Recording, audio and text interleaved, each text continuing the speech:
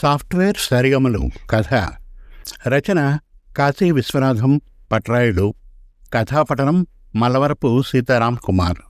రవళికి తన మేనత్త కొడుకు రాజీవ్తో 2 ఏళ్ల క్రితమే పెళ్ళయింది.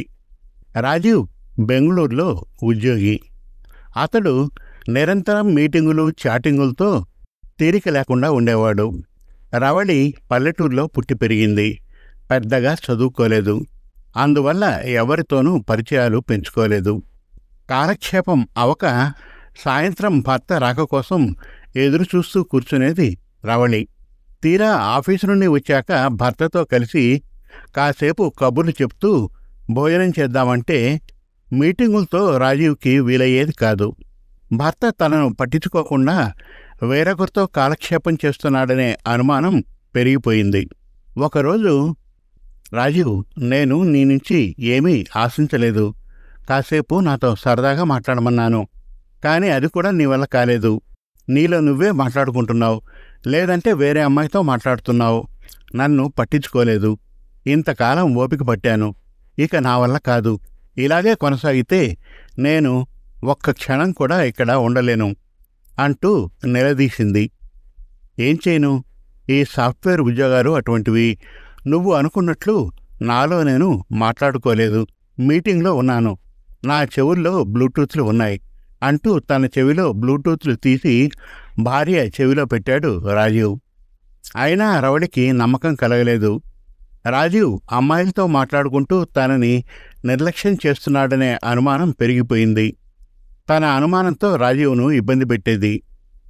ఒకరోజు వీధిలో కళ్ళాపి జల్లి ముగ్గు వేసి ఇంట్లోకి వస్తున్న ఆమెకు ఓ స్త్రీ రేపురా అన్న వాక్యం కనిపించింది. కోపం నషాలానికి ఎక్కింది. ఇక లాభం లేదు, తాడో పేడో తేల్చుకోవాలి అనుకుంటూ కోపంగా ఇంట్లోకి వెళ్ళింది. రాజీవ్, ఏ స్త్రీని రేపు రమ్మన్నావు? నేనుండగా నీకు రోజుకో స్త్రీ కావలసి వచ్చిందా? నువ్వు దువ్విన తల్లనే దువ్వుతున్నప్పుడే నాకు అనుమానం వచ్చింది. అదిప్పుడు నిజమని తేలింది. ఏదో ఒప్పుకో అంటూ రాజీవ్ పీక గట్టిగా పట్టుకుంది రవళి. ఒక్క సెకండు ఊపిరి ఆడక గిజగిజలాడాడు రాజీవ్. బలంగా ఆమె 2 చేతులను దూరంగా నెట్టి బలవంతంగా వైద్యుని దగ్గరకు తీసుకుని వెళ్ళాడు. వైద్యుడు ఆమెను కొన్ని ప్రశ్నలు అడిగాడు. ఆమె చెప్పిన జవాబులు విన్నాడు. రాజీవ్, ఈమెకు ఉన్న జబ్బు అనుమానం. లేనిది ఉన్నట్లుగా, జరగనిది జరిగినట్లుగా ఊహించుకోవడమే ఈ జబ్బు లక్షణం. ఇది ఒక మానసిక రుగ్మత. ఈ అనుమానం పెరిగి పెరిగి పెనుభూతంగా మారి మనిషిని దహించి వేస్తుంది. నువ్వు అప్రమత్తంగా ఉండకపోతే చనిపోయేవాడివి. ఆమెను జాగ్రత్తగా చూసుకో అని చెప్పి మందులు రాసిచ్చాడు వైద్యుడు. వైద్యుని సలహా పాటించాడు రాజీవ్. అనతి కాలంలోనే రవళి ఆరోగ్యం కుదుటపడింది. వాస్తవాన్ని గ్రహించింది రవళి. నాటి నుండి రవళి, రాజీవ్ అన్యోన్యంగా జీవించసాగారు. సమాప్తం. మరిన్ని చక్కటి కథల కోసం, కవితల కోసం, వెబ్ సిరీస్ కోసం మన తెలుగు కథలు.com విజిట్ చేయండి.